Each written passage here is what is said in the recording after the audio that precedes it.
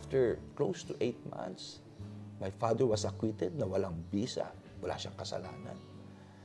And then at that time, all of traces of cancer nawala sa akin. Hindi mo inano yan pero binigay sa iyo yan pero make the most out of this. Yun lang, napakasimple.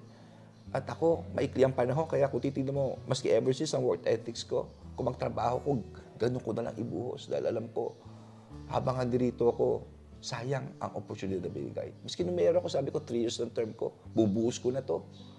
Tapos naging congressman ako, sayang to, bubuhos ko na to. Lahat ng binuhos ko na dahil alam ko maikling panahon yung maikling na oportunidad. And people should look at it that way.